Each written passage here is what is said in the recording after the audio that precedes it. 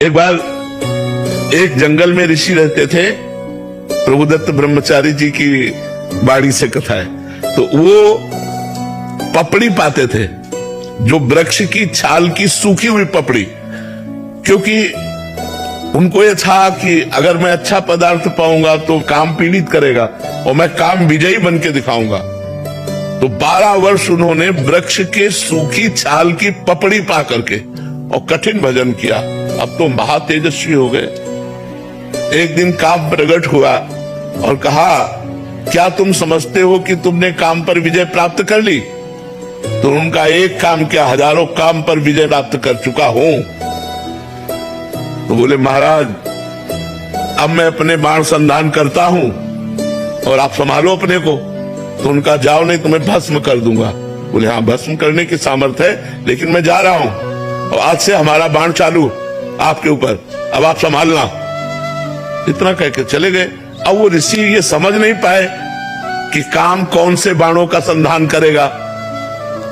अब जहां जहां वो पपड़ी खाते थे, वृक्ष की पपड़ी, वहां वहां हलवा घी का।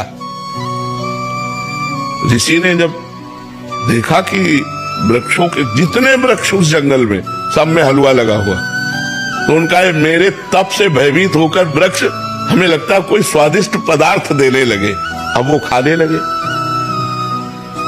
अब 10वें वृक्ष से जब पाया तो आधा किलो हलवा तो गया ना, तो अब हड्डी के ऊपर मांस बढ़ना शुरू हुआ। महीना हुआ।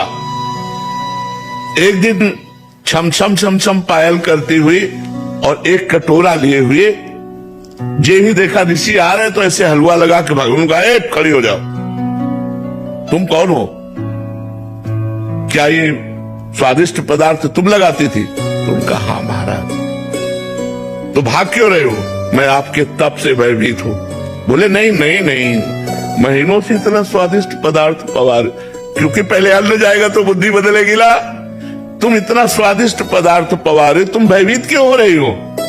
तुम बोले, महाराज वृक्ष में चुपचाप इसलिए लगा जाती थी कि आपकी सेवा बन जाए, मैं आपकी सेवा करना चाहती हूँ। बोले, लाओ कटोरा, वृक्ष में लगाने की जरूरत नहीं है।